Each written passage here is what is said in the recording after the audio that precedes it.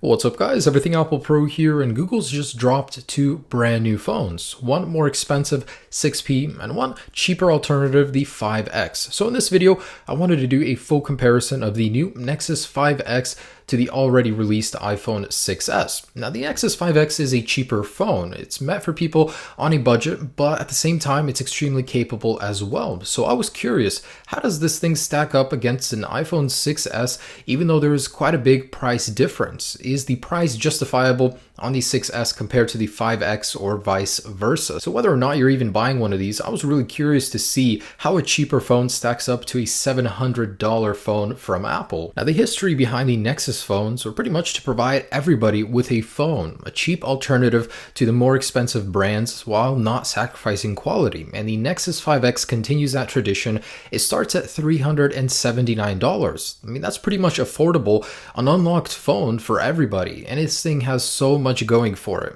I'm very curious to see how it stacks up. Now, the very first thing that you'll notice once you pop the 5X out of the box is just how light it is. I mean, wow, this thing is really, really light. And that's because of the materials. Of course, because of that cheaper price tag, there's going to be a considerable difference in quality between the 6S and Nexus 5X. The materials are plastic, and although it does feel good, it's one of those materials that really feels soft. It's like a soft type of plastic. Feels great in the palm of your hand, but really the quality, the actual materials just aren't there. Of course, there's a massive difference in price between these. I mean, the 6S is priced almost double that of the Nexus 5X, but that's not to say a lot of people won't like it. It feels premium, even though the materials aren't the same as the 6S. Now, I do love the design of the 5X. The materials aren't that great, but the tapered back, it's not a removable cover, but it looks great, and I love the firm edges. It gives you something really to hold on to. Now, the 6S, it's just a continuation of the iPhone 6. It's a little grippier,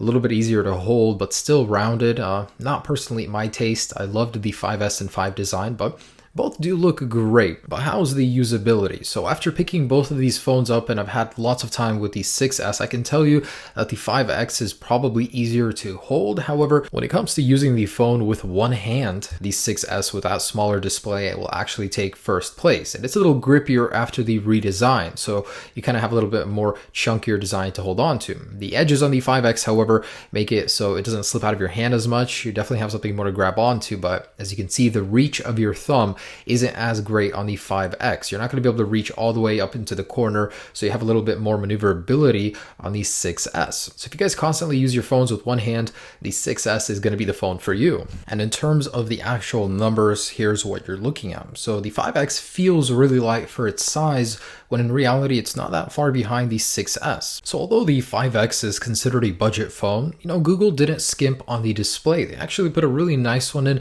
It's not an OLED, but it is a very beautiful LCD, lots of colors, good stuff. The actual protecting material, Gorilla Glass 3, is a bit behind though. I mean, I understand it's budget, but at least 4 would have been nice, but it's got a healthy resolution, 423 pixels per inch, and a beautiful 5.2 inch size. So the phone is a lot larger as a result. So as I dim the lights, take a look at the actual displays. This is with them turned all the way up, and just take a look at the darker areas of the display. On the iPhone 6s, I noticed that the black colors were a lot darker. I don't know what it is about the panel on the Nexus 5X, but it bleeds a lot of light. And look at that, the colors. There's a massive difference there. It looks like there's some extra layers in the display that the 6S doesn't have, and as a result, you get better colors. So when provided with enough light, the display looks good on the 5X. When it gets to darker environments, as you can see, I was a little bit disappointed. It looks like a really old display you would find on a phone, not something you'd find on a phone from 2015. And this is made by LG, by the way, so a little disappointing. And I don't know if this is software or hardware, but there's some streaking going on the bottom. I don't know if that's bleeding or what, but I was disappointed in that as well. And I wanted to mention that the coating put on the 5X actually handles fingerprints a little bit better, so they're less reflective and they don't annoy you as much if you have a ton on your screen. And when it comes to unique screen technology, let's not forget the 6S, the major selling point was 3D touch. So pretty much bring extra functionality to your device by letting the display tell the difference between a firm press and a soft tap. There's a lot of cool features with it, especially third-party applications, but pretty much shortcut into a lot of apps, and the usage for it is just starting out, but a lot of third-party apps are starting to implement it. And as you can see with Instagram here, you can pretty much shortcut to several areas of the app and then peek and pop, that new feature that allows you to preview without actually committing to going to that certain part of the app. Really cool stuff. The Nexus 5X doesn't really have anything screen-wise going for it. All right, so let's take a look at processing power. Now, the Nexus 5X being the cheaper phone is probably going to have cheaper internals, right? Well, on paper, it doesn't look so bad. You do get a 1.8 gigahertz clock speed on both of these. However, the difference is the amount of cores. The Nexus 5X has 6 cores, whereas the iPhone 6s just has 2. That's interesting. Both are 64-bit, both have 2 gigabytes of RAM, and the GPUs in terms of actual specs aren't that far off. However, the 6S has 6 cores. So on paper, specs don't look that bad on both of these, but when it comes to actual performance in the real world test, I did a Geekbench and it surprised me just how much of a difference there was. Even though on paper the Nexus 5X looks impressive, clock speeds are the same on both of these. The single core score is higher on the iPhone 6s and the multi-core score considerably higher as well. But when you consider the price point you're paying for the 5X, it doesn't look so bad. You actually get a pretty well-performing phone, but when it comes to GPU performance, it's sad to say the 6S completely obliterates that Adreno GPU in the Nexus 5X. However, not that far behind. The 5X in some tests did pretty well. I mean, a little bit over half of the performance of the 6S. So not so bad, but the 6S just kills the 5X in terms of graphical performance. So I also ran some browser tests, and in almost every single case, the iPhone 6s outperformed the Nexus 5X in terms of loading, so I could use the websites, considerably faster. There were several seconds of differences, and that to me is very important. The actual browser compatibility score, though, on the 5X with Chrome did a lot better than the standard Safari browser on the 6s. Next, I tested the fingerprint sensor speed. The 5X has its fingerprint sensor on the back. I know it sounds interesting, but it actually works with your index finger. It's actually quick, and it works really good. So let's see how they compare. 3, 2, 1.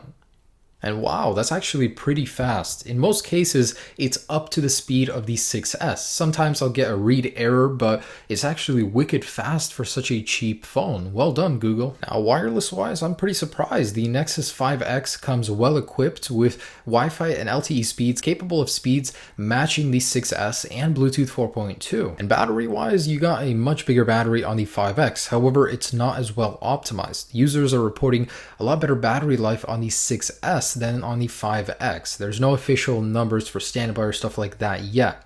So the one redeeming factor of the 5X, though, is the ability to get 10 minutes of charge equaling 4 hours of usage. That's pretty impressive. Both, of course, do have low power mode. And a really interesting move on Google's part is adapting the USB 3.1 standard as the charging port. As you can see, it's not much bigger than a lightning cable. However, it's actually reversible. So the first reversible cable for Android, hooray. Well, the only weird thing was that the end connector to the charging port was the same 3.1 standard. And I also did test the speakers. So decibel output max was 89 on the Nexus 5X, and I got 98 on the iPhone 6s. However, the tone sounded so much better on the 6s. The speaker really is kind of crappy on the 5X. And finally, we arrive at the cameras. So how does a budget-centered phone perform camera-wise compared to an iPhone 6s whose camera technology has been evolving over all of the generations? Well, in terms of actual specifications, there are 2 areas I see the 5X